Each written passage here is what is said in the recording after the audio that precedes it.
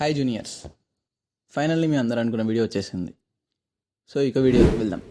First mind out, maths ఉంటుందా ఉండదా, ఉంటే ఎంత ఉంటుంది? మ్యాథ్స్ ఉంటుంది. మీకు ఇయర్లీ 2 సెమిస్టర్స్ ఉంటాయి యాక్చువల్గా. సో అలా 3 సెమిస్టర్స్లో మ్యాథ్స్ ఉంటుంది.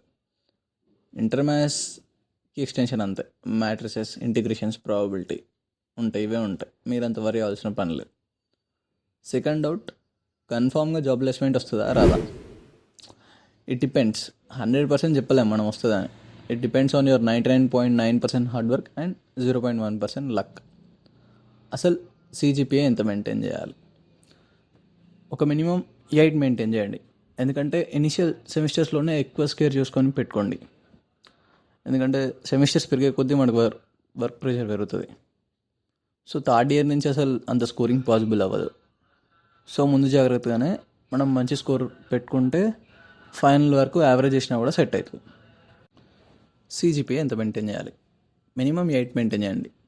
ఎందుకంటే ఇనీషియల్ సెమిస్టర్స్లోనే ఎక్కువ స్కోర్ చేస్తే మనకు ఫైనల్ వరకు మనకు బెటర్ అవుతుంది.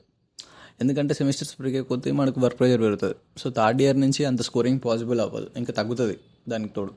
సో ముందు జాగ్రత్తగానే మనం ముందు నుంచే మంచి స్కోర్ పెట్టుకుంటే ఫైనల్ వరకు యావరేజ్ చేసినా కూడా సెట్ అవుతుంది.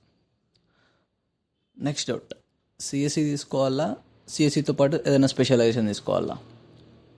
సేమ్ డౌట్ నేను మా కాలేజీలో ఫ్యాకల్టీ వాళ్ళని కూడా అడిగా. వాళ్ళ రిప్లై, తల పగలగొట్టడానికి ఏరియా అయితే ఏంట్రా అన్నారు. స్పెషలైజేషన్ తీసుకుంటే ఒక 1 or 2 సబ్జెక్ట్స్ ఎక్స్ట్రా యాడ్ అవుతాయి. నా పాయింట్ ఆఫ్ వ్యూలో అయితే CSE ఎనఫ్. మీకు ఇంట్రెస్ట్ ఉంటే you can go for that. Next doubt, అన్ని కోర్సెస్లో CSEనా ఈజీ? యాక్చువల్గా అన్ని కోర్సెస్ హార్డే ఉంటాయి. ఒకవేళ మనం CSE అయితే మనకి ఈసీ సబ్జెక్ట్స్ హార్డ్ అనిపిస్తాయి. మనం ఈసీ అయితే CSE హార్డ్ అనిపిస్తాయి. According to my point of view CSE ఒక 20% ఈజీ అనుకోండి, వేరే గ్రూప్ వాళ్ళతో కంపేర్ చేస్తే. ఓకే, ఇంకా మనం వీడియో క్లైమాక్స్కి వచ్చేసినాం. మనకి జాబ్ ప్లేస్మెంట్స్ రావాలంటే ఎలా వర్క్ చేయాలి? అసలు ఈ కోడింగ్ అంటే ఏంటి? Service based companies and product based companies job రావాలంటే మనం ఎలా వర్క్ చేయాలి? ఇవన్నీ మనం నెక్స్ట్ వీడియోలో చూద్దాం. పార్ట్ 2 మళ్ళీ మెల్లగా 1K subscribers and 1K likes hit అయినప్పుడు వస్తుంది.